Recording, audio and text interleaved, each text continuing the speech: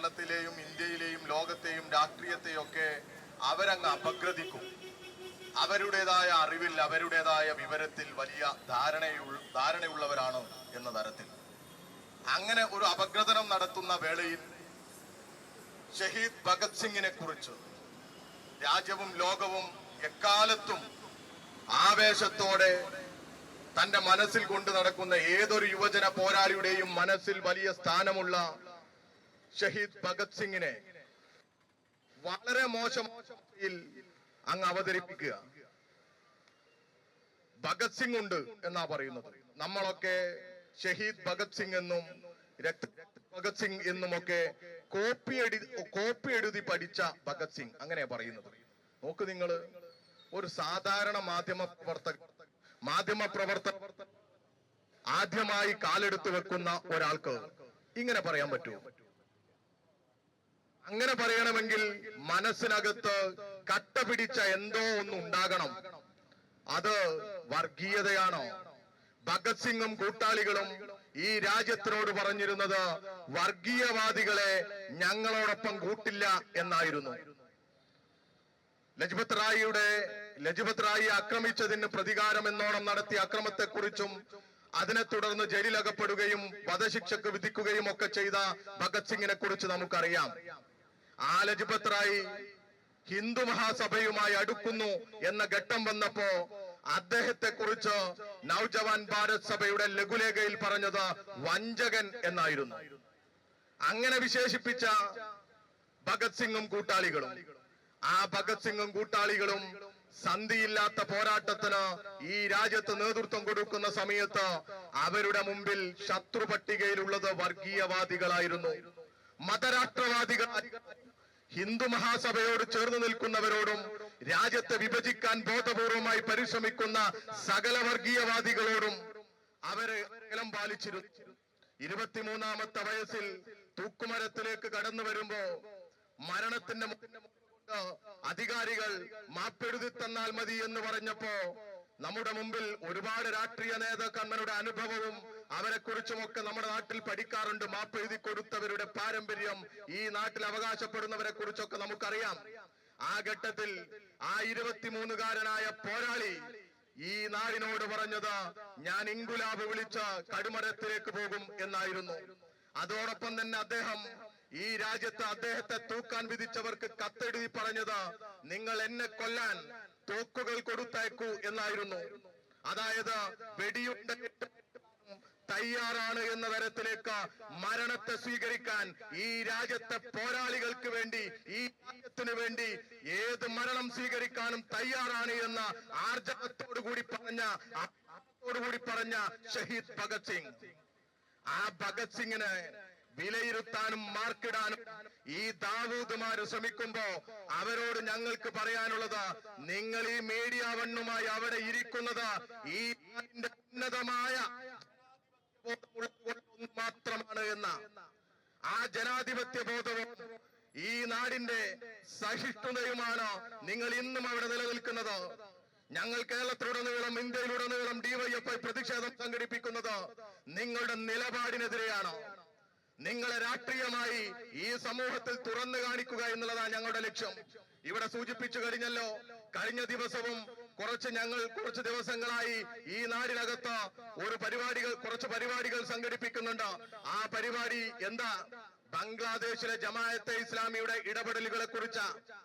ബംഗ്ലാദേശിലെ ന്യൂനപക്ഷ വിഭാഗത്തെ വേട്ടയാടുന്ന മതരാഷ്ട്രവാദികളായ ജമാഅത്തെ ഇസ്ലാമിക്കെതിരെ രാജ്യത്തുടനീളം ചെറുതും വലുതുമായ ക്യാമ്പയിനുകൾക്ക് ഡിവൈഎഫ്ഐ നേതൃത്വം കൊടുക്കുന്നുണ്ട്. നമ്മുടെ രാജ്യത്ത് സംഘപരിവാറുകാർ നമ്മുടെ രാജ്യത്ത് ബംഗ്ലാദേശിനെ ചൂണ്ടിക്കാണിച്ച മുസ്ലിം ന്യൂനപക്ഷങ്ങളെ വേട്ടയാടാൻ പരിശ്രമിക്കുന്നു എന്നുള്ളത് നമ്മൾ കാണുന്നു. അതേ സമയത്ത് ഈ രാജ്യത്ത് സംഘപരിവാറിനെതിരെയും ജമാഅത്തെ ഇസ്ലാമിക്കെതിരെയും എല്ലാം ശക്തമായ നിലപാട് സ്വീകരിച്ചുകൊണ്ട് ഡിവൈഎഫ്ഐ ക്യാമ്പയിൻ എടുക്കാറുണ്ട്.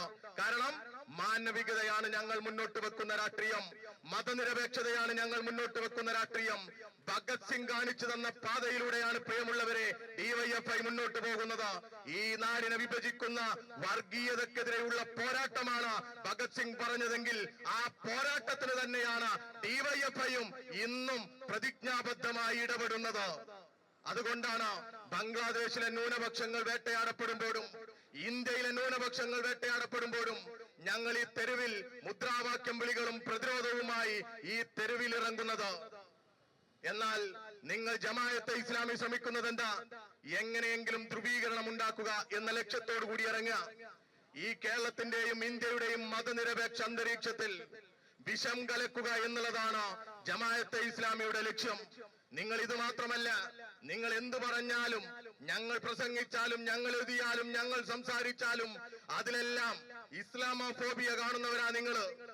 ഈ സമൂഹത്തിൽ മതനിരപേക്ഷതയ്ക്ക് വേണ്ടി നിരന്തരമായി ഇടപെടുന്ന ഡിവൈഎഫ്ഐയെയും മാനവികത ഉയർത്തിപ്പിടിക്കുന്ന ഇടതുപക്ഷ സംഘടനകളെയും എല്ലാം നിങ്ങൾ മതവിരുദ്ധരാക്കാൻ വല്ലാത്ത ശ്രമം നടത്തുന്ന ഈ കാലഘട്ടം നമുക്കറിയാം. എന്നാൽ നിങ്ങൾ ഈ സമൂഹത്തിൽ എല്ലാവരാലും അകറ്റി നിർത്തപ്പെടുന്നവരാ. ഇന്ന് മുസ്ലിം ലീഗും കോൺഗ്രസും ഒക്കെ നിങ്ങളെ കൂട്ടുന്നുണ്ട്. അത് അവരുടെ രാഷ്ട്രീയ താല്പര്യമാണ്. അവർക്ക് അധികാരത്തിലേക്ക് എങ്ങനെയെങ്കിലും തിരിച്ചെത്തണം എന്നുള്ള ആഗ്രഹം അവര് നിങ്ങളുടെ ഉപദേശം കേൾക്കുന്നത്. നേരത്തെ നമുക്കറിയാം, ജോസഫ് മാഷെ കൈവെട്ടിയിരുന്നു ഈ കേരളത്തിലെ മതതീവ്രവാദികൾ. ആ മതതീവ്രവാദികൾ കൈവെട്ടിയ സമയത്ത് ന്യൂനപക്ഷ വിഭാഗങ്ങൾക്കെതിരെ വലിയ പ്രചരണങ്ങൾ ഈ സമൂഹത്തിൽ ഉണ്ടായപ്പോ ആ ന്യൂനപക്ഷ വിഭാഗങ്ങളെ ആകെ ചേർത്ത് നിർത്തി ഈ വിഭാഗം തീവ്രവാദത്തിലേക്ക് പോകരുത് എന്ന് പറയാനൊക്കെ മുസ്ലിം ലീഗ് ഒരു ശ്രമം നടത്തിയിരുന്നു. 2010 അതിന് തുടർച്ചയും. അന്നൊന്നും നിങ്ങളെ മുസ്ലിം ലീഗ് കൂട്ടിയിരുന്നില്ല. കാരണം അന്ന് മുസ്ലിം ലീഗിന് നിങ്ങൾ തീവ്രവാദികളായിരുന്നു.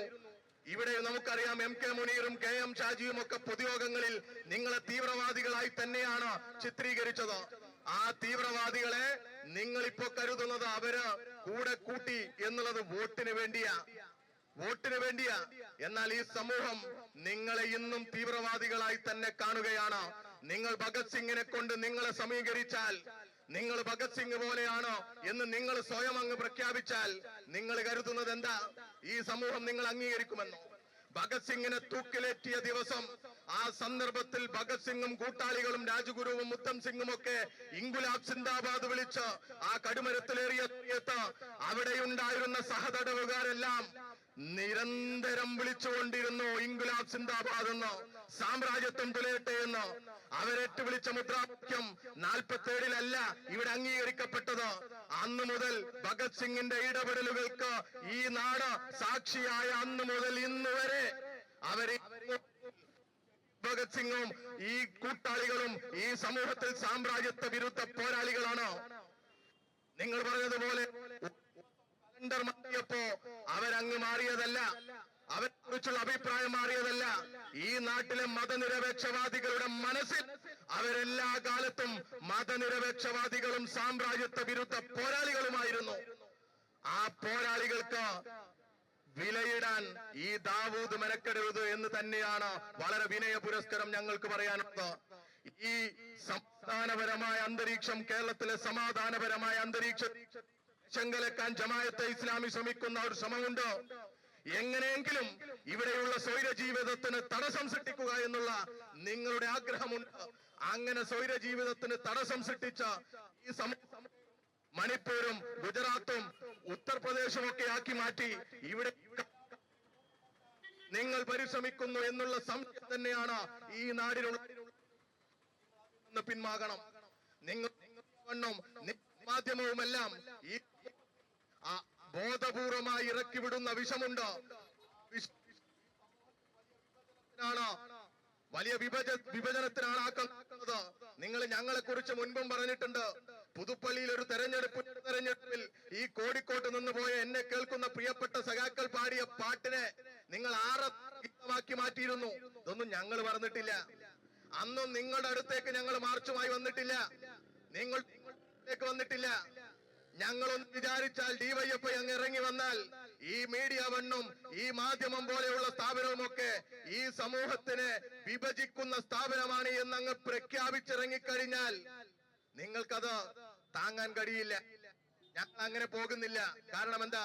ഞങ്ങൾ ജനാധിപത്യപരമായി ഈ സമൂഹത്തിൽ പ്രവർത്തിക്കുന്ന സംഘടനയാണ്. ഞങ്ങൾ ഈ നാടിൽ നിങ്ങളുടെ രാഷ്ട്രീയത്തെയാണ് തുറന്നു കാണിക്കുന്നത്. നിങ്ങളുടെ മനസ്സിൽ, നിങ്ങളുടെ ബുദ്ധിയിൽ കട്ടപിടിച്ച വർഗീയതയാണ് ഞങ്ങൾ തുറന്നു കാണിക്കുന്നത്. ഇവിടെ ഒരു ഭാഗം ഈ രാജ്യത്തിനകത്ത് ബോധപൂർവമായി വർഗീയത പറയാൻ, വിഭജനമുണ്ടാക്കാൻ പരിശ്രമിക്കുന്ന RSS ഉണ്ട്. അവർ കാക്കം കൂട്ടുന്ന തരത്തിൽ സ്റ്റേറ്റ്മെന്റുകളും ഇടപെടലുകളുമായി മറുഭാഗത്ത് ജമാഅത്തെ ഇസ്ലാമിയും SDPIയും വളർന്നു വരുന്നതും നമ്മൾ കാണുന്നുണ്ട്. ഈ ഇരുവർഗീയതയുടെയും ശ്രമത്തെയും എല്ലാം ഭഗത് സിംഗ് പറഞ്ഞതുപോലെ ഞങ്ങൾ ചെറുത്തു തോൽപ്പിക്കും. അത് തന്നെയാണ് ഈ യൗവനത്തിന്റെ ഏറ്റവും ഉദാത്തമായ ലക്ഷ്യമായി ഞങ്ങൾ കാണുന്നത്. ഞങ്ങൾ ഈ ഇരുവർഗീയതയും ഈ സമൂഹത്തിൽ പ്രതിരോധിക്കും. അതുകൊണ്ട് പ്രിയമുള്ളവരെ, ഈ നാട് ഈ മീഡിയ വണ്ണിനെയും ഈ ജമാഅത്തെ ഇസ്ലാമിയെയും ഈ ദാവൂദുമാരെയും തിരിച്ചറിയണം എന്ന് മാത്രമാണ് ഈ സന്ദർഭത്തിൽ DYFI മുന്നോട്ട് വെക്കുന്നത്. തുടർച്ചയായി ഈ ജമാഅത്തെ ഇസ്ലാമിയുടെയും SDPIയുടെയും രാഷ്ട്രീയത്തെ ഈ സമൂഹത്തിൽ തുറന്നു കാണിക്കാൻ DYFI ഉണ്ടാകും എന്ന് സൂചിപ്പിച്ചുകൊണ്ട് നിങ്ങൾ മുമ്പിൽ ഞങ്ങൾ വരും ദിവസങ്ങളിൽ തുറന്നു കാണിക്കും എന്ന് പറഞ്ഞുകൊണ്ട് ഈ പ്രതിഷേധ സദസ്സ് ഔപചാരിക അഭിവാദ്യങ്ങൾ.